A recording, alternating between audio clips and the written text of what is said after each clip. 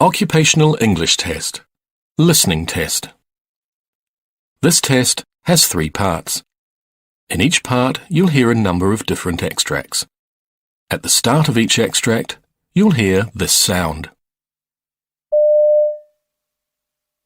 You'll have time to read the questions before you hear each extract, and you'll hear each extract once only. Complete your answers as you listen. At the end of the test, you'll have 2 minutes to check your answers. Part A. In this part of the test, you'll hear 2 different extracts. In each extract, a health professional is talking to a patient. For questions 1 to 24, complete the notes with information you hear. Now look at the notes for extract 1.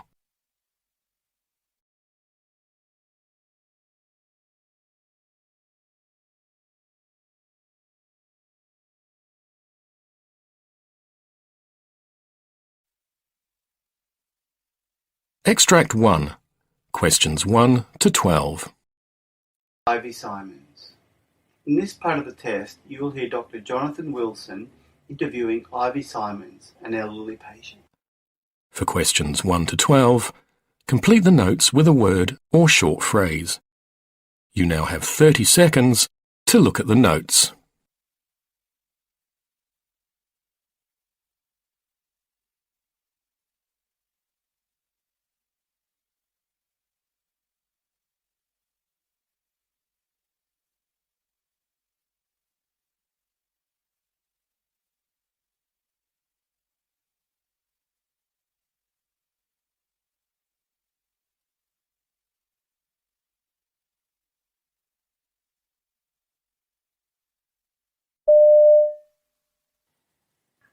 Good morning, Mrs. Simons. Thanks for coming in today.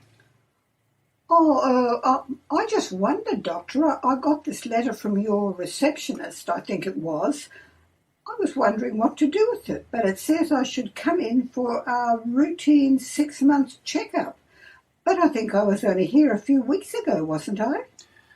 Let's see now. It's October 28th today, so it's just over 6 months since your last visit. Really? Yeah, actually it was in March. Oh my, time flies. I thought it was only a few weeks ago. Yes, time certainly does fly, that's right. Now tell me how you've been for the last 6 months. How have you been going? I think it's just the same as, no, I did have flu actually. My son, he lives in the city and he came to help me. He's my only son, that's Tom. Okay, and was the flu, was it a bad flu? I don't think I saw you. I think it was all right. I got better anyway. Okay, good. And yeah, I do know Tom. We were in school together, and he did come with you on the last visit in March. Oh, yes, now I remember. He does know you, doesn't he? That's right, he does. Well, anyway, he came to help me, but I'm fine now. Well, that's good. Well, look, let's just check out a few things, shall we? Could you just step on the scales for me, please?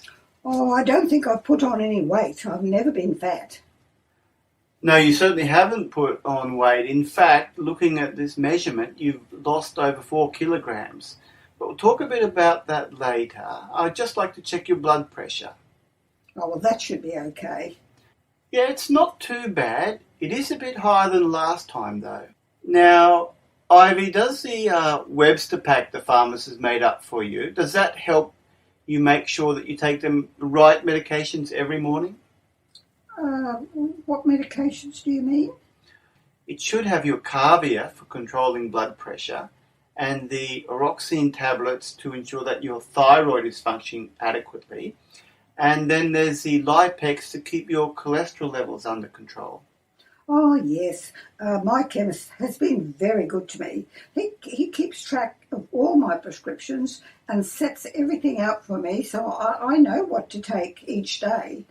Of course, sometimes I notice I seem to have missed a day here and there.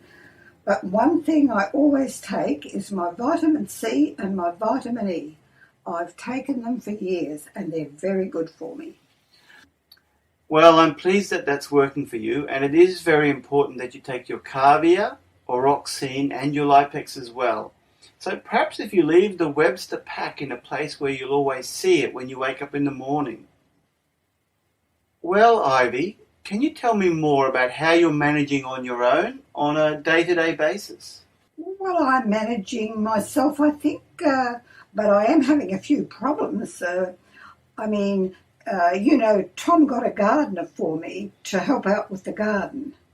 Well, that must be a help for you, actually. Oh, I don't know about that. Quite frankly, Tom seems to think he's okay, but I don't know what he's doing. I think he's stealing my tools. That's rather unusual. What makes you think that? Well, several things have gone missing, like my garden gloves and my digging fork, which I use for putting flowers in, and my watering can as well. So that's why I'd like to get rid of him. Do you have any help with the housework? Oh, I can manage that. Oh, yes. I've got a home help lady that helps. Some help people came round and they said I could have help with cleaning the house. But I don't think these people are really trustworthy. Now, you take this morning. I wanted a cup of tea. I always use my favourite teacup, and this morning it was gone. Now, the cleaning lady was there yesterday. She must have taken it. And I also think she's hidden the remote control for the TV. Yeah, as I said, it doesn't seem normal that people would do this. Do you think that maybe you might have misplaced these things, perhaps? Oh, I always put things in the same place, and I've been doing that for years. I see. Well, maybe this is something you should talk to Tom about if it's worrying you.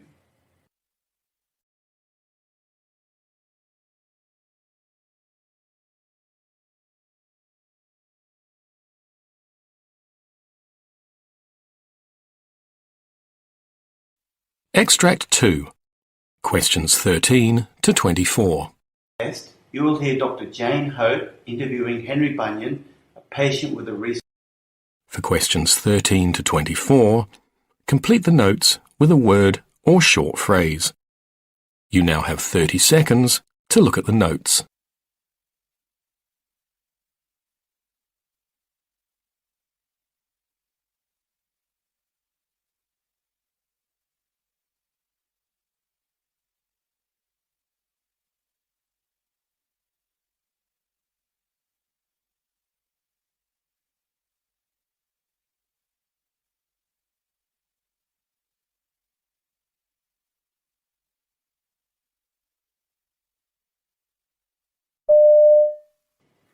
Come on in, Henry.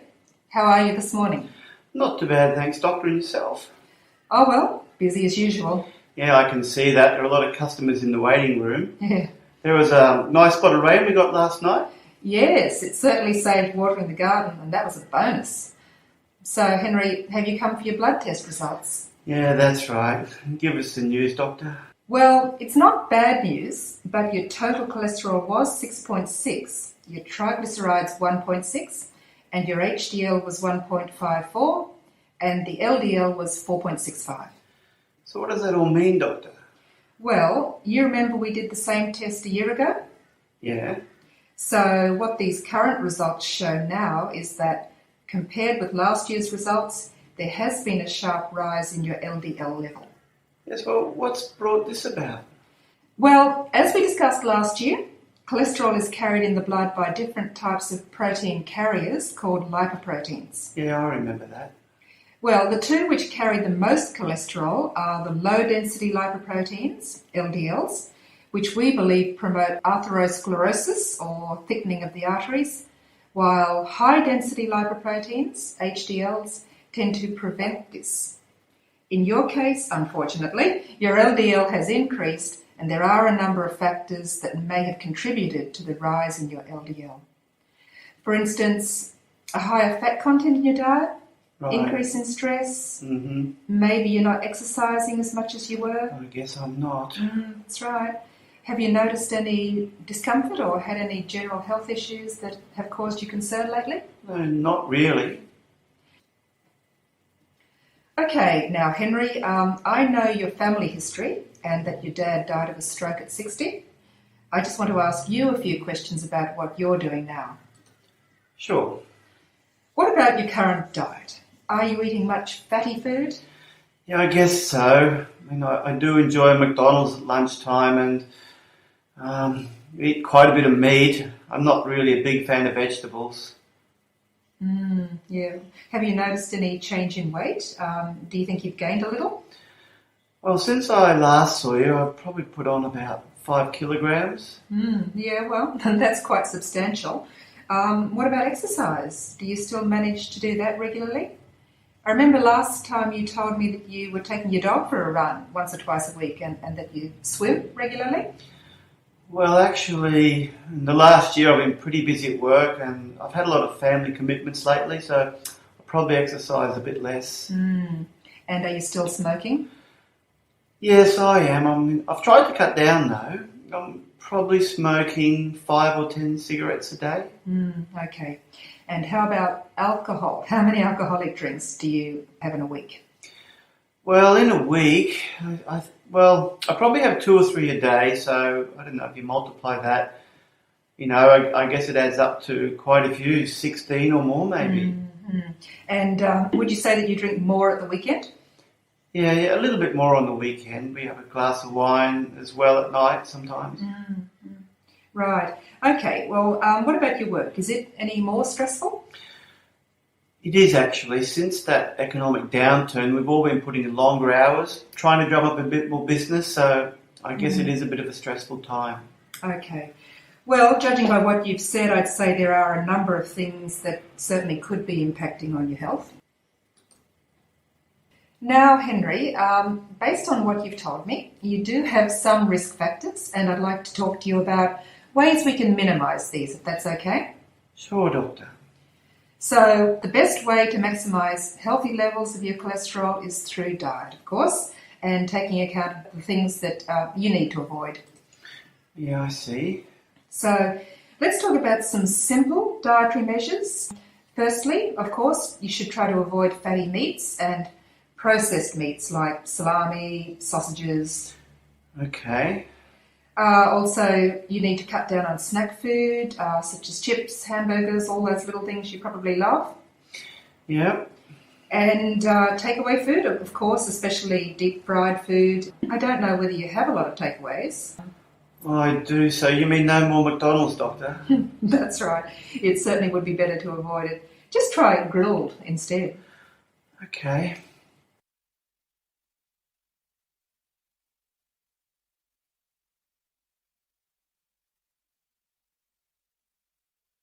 That is the end of Part A.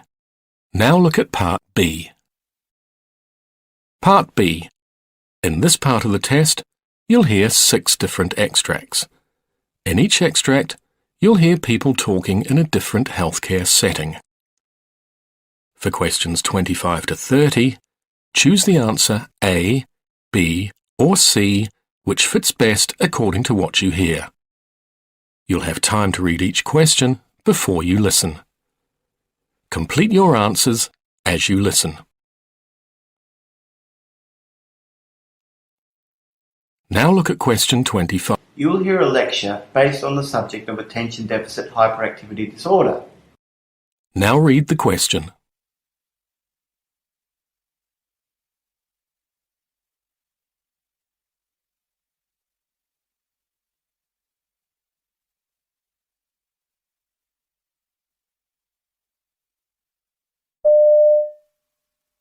What are the symptoms of ADHD?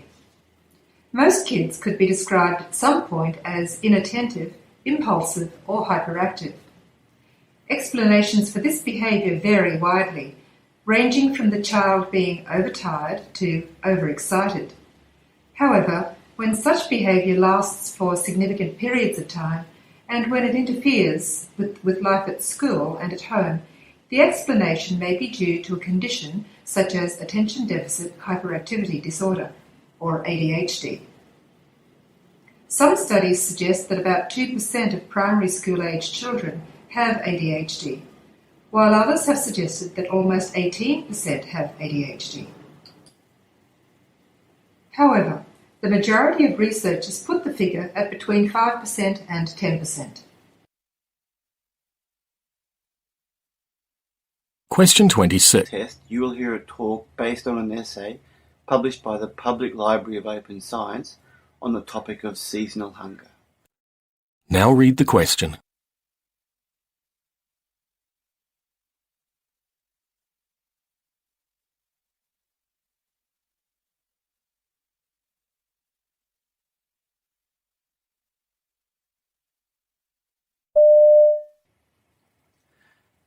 Most of the world's acute hunger and undernutrition occurs not in conflicts and natural disasters, but in the annual hunger season. This is a time of year that is characterized by a lack of stored food from last year's harvest, high food prices, and lack of jobs. Nearly 7 out of 10 hungry people in the world, or about 600 million in total, are either landless rural labourers or members of small farm households. Many of these 600 million people live in areas where water or temperature constraints allow only one crop harvest per year. Question 27. Part of the test, you will hear a lecture based on the subject of chronic obstructive pulmonary disease. Now read the question.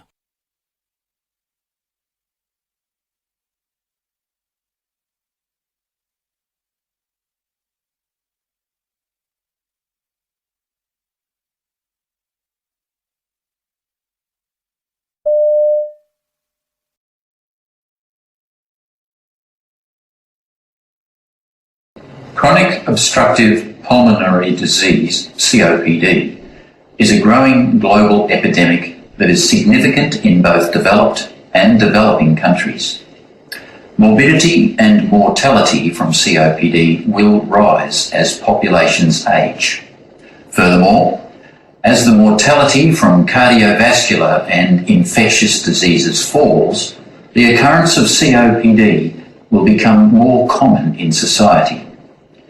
This is supported by the current trend, which indicates that more people are dying from COPD each year.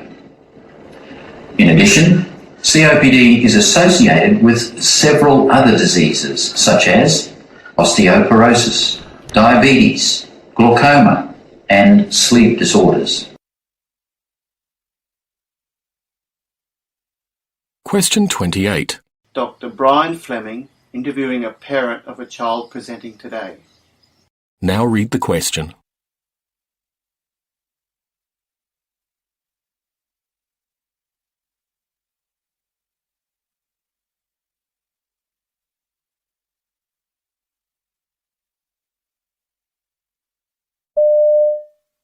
Come in, Mr. Murray. I see you've got Kate with you. Yes, that's right, Doctor. She's had an accident at school. Oh, dear. Well, I'll bring you both in here and get Kate comfortable on the couch first. Oh, good. I think she's in quite a bit of pain. Yes, obviously, and she's looking very pale. Now, can you tell me what happened? Well, she had a fall at school, actually. It was in her gymnastics class, and I don't know, I think she landed awkwardly in one of the practice exercises. And how long ago was that? Well, the school called me to pick her up, and I came straight here, so about an hour ago, I think.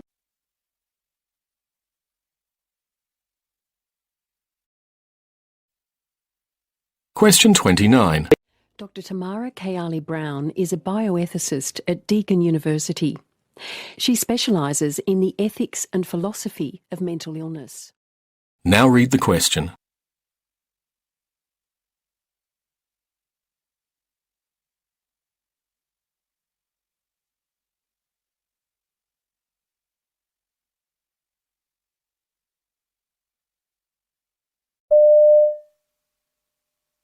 Okay. I asked for women who'd been diagnosed with major depression or bipolar disorder.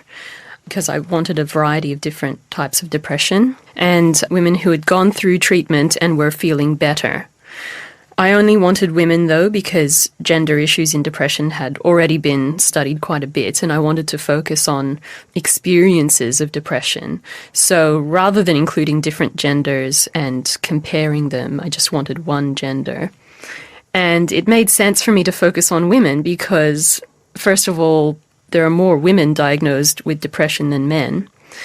And secondly, I'm a woman, and there is some evidence out there that there are more open conversations that happen between people of the same gender. So it made sense for me to ask for women. Question 30. You hear a Emily Johnson is a neurologist at Johns Hopkins University School of Medicine in Baltimore, and I spoke to her earlier. Now read the question.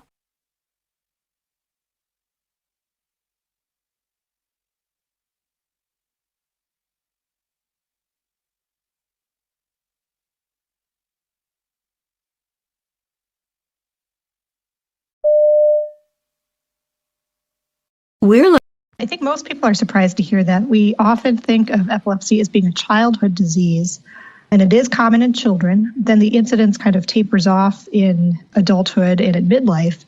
But then by the 60s and especially by the 70s and 80s, the incidence of new cases of epilepsy is actually higher than it is in children. So a lot of people are surprised to hear this. What kind of epilepsy is it? Because there's various kinds of epilepsy. You can get major seizures, you can get what's called petit mal or absence, behavioural things that happen. Is it stock standard epilepsy where you drop down and convulse? Great question. It doesn't necessarily have to be, although that can certainly happen. But then the other type is called focal epilepsy, and that is the type that starts in one part of the brain and then can spread to other parts.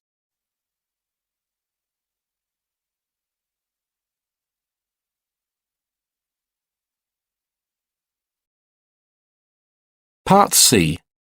In this part of the test, you'll hear two different extracts. In each extract, you'll hear health professionals talking about aspects of their work. For questions 31 to 42, choose the answer A, B, or C, which fits best according to what you hear. Complete your answers as you listen. Now look at extract 1.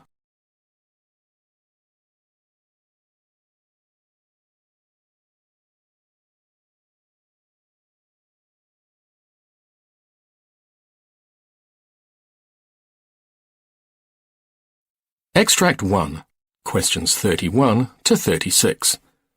You'll hear a lecture based on the subject of asbestos. You now have 90 seconds to read questions 31 to 36.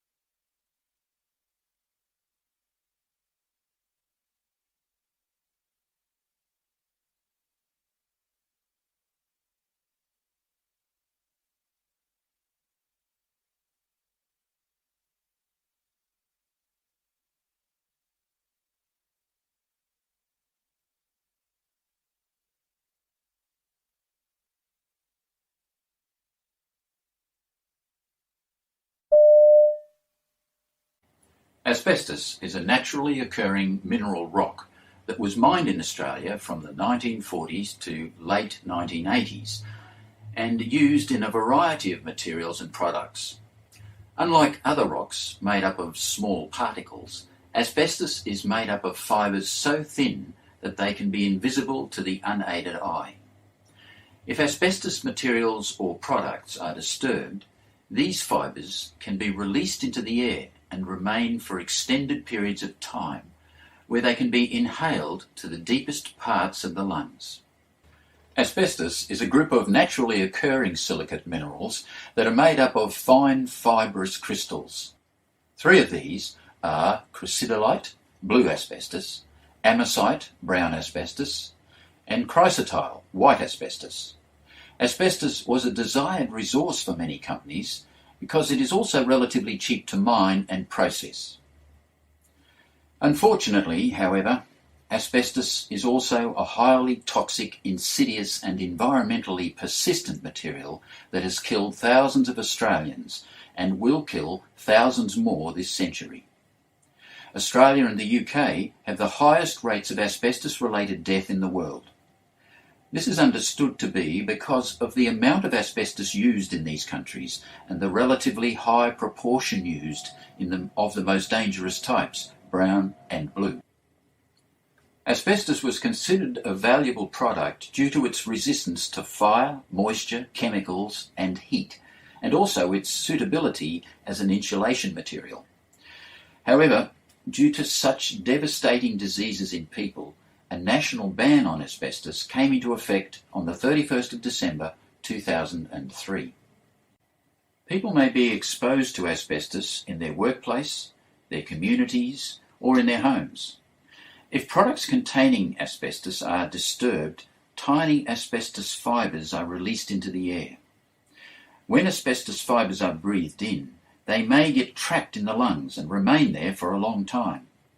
Over time, these fibres can accumulate and cause scarring and inflammation. As a result, breathing can be affected, which leads to a serious health problem. Research has shown that there are several factors which can help to determine how asbestos exposure affects an individual, including dose, which means how much asbestos an individual was exposed to, duration, how long an individual was exposed, size, shape and chemical makeup of the asbestos fibres, source of the exposure, and individual risk factors such as smoking and pre-existing lung disease. The inhalation of asbestos fibres may lead to a number of respiratory diseases, including lung cancer, asbestosis, pleural plaques, benign pleural effusion, and malignant mesothelioma. Although exposure is now strictly regulated, patients continue to present with these diseases because of the long interval between exposure to asbestos and the clinical appearance of disease.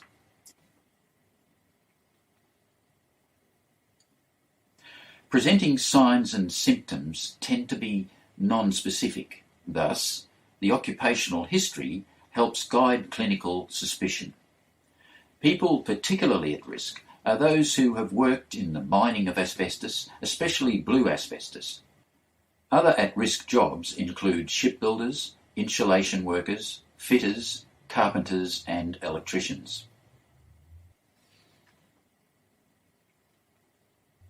Immediate family members of workers are also at risk due to washing clothes which may have been contaminated with asbestos fibres, even though the amount of exposure is very small.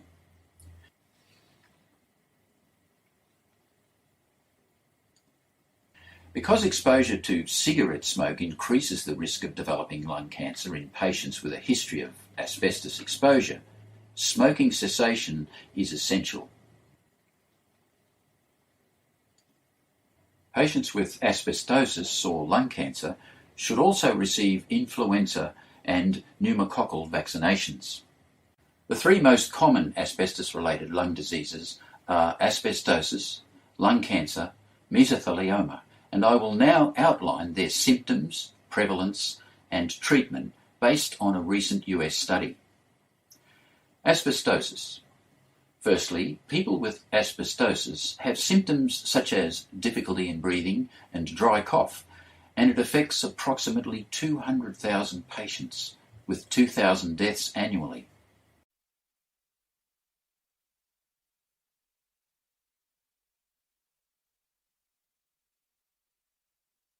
Now look at extract 2.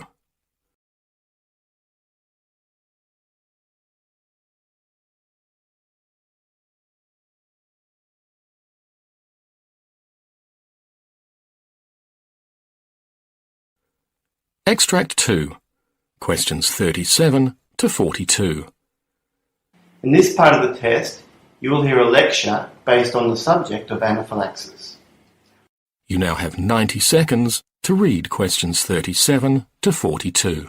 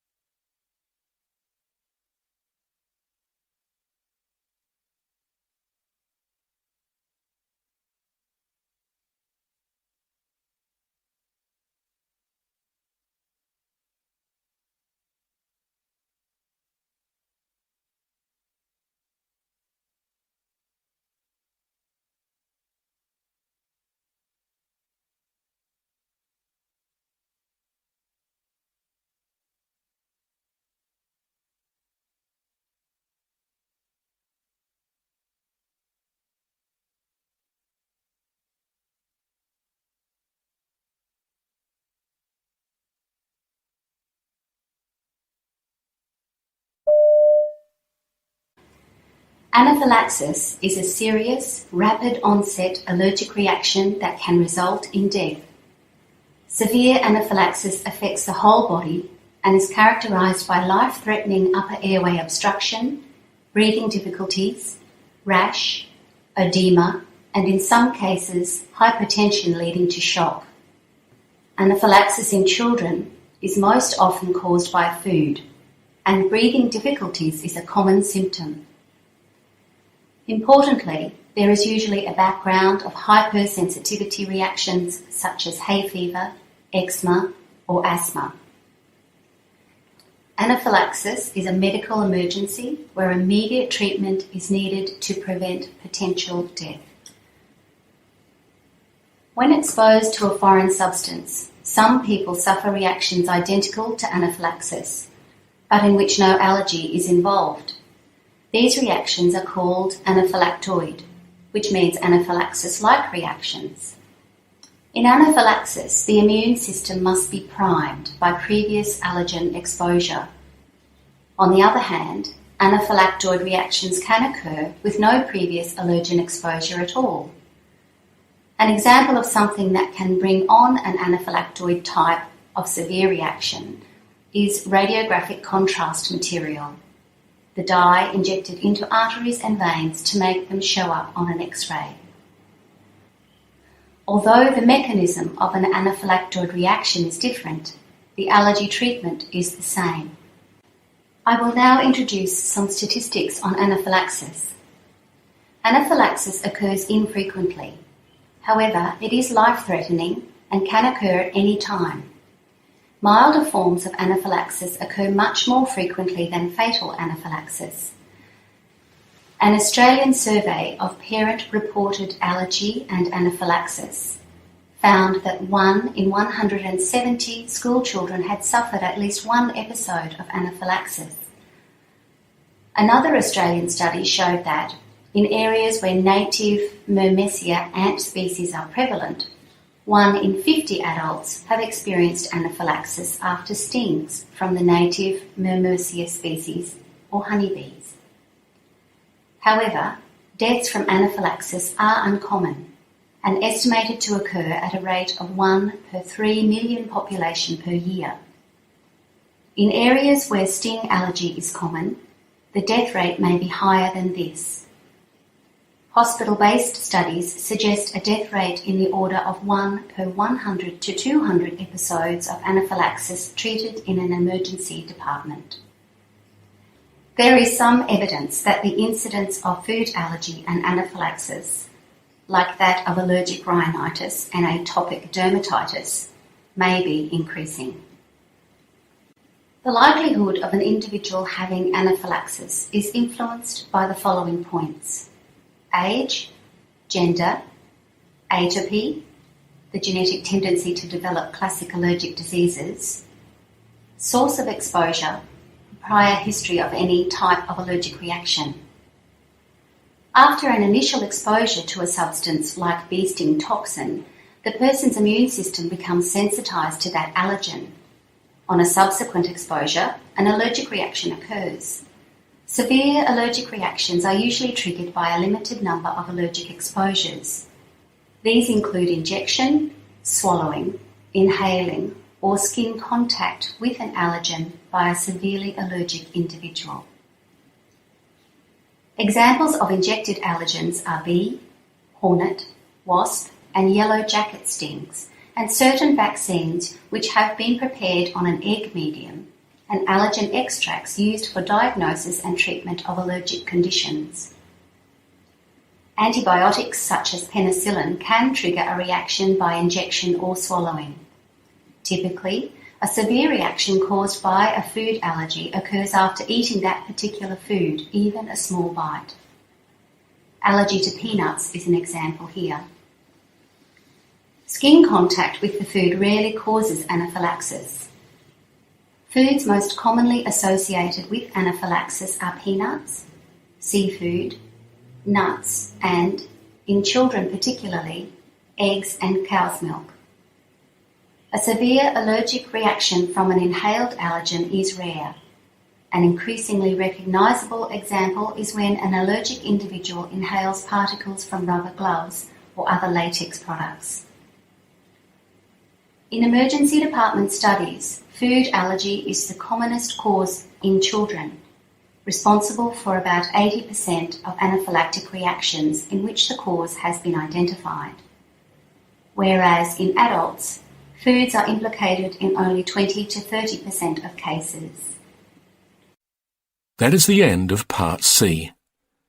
You now have 2 minutes to check your answers.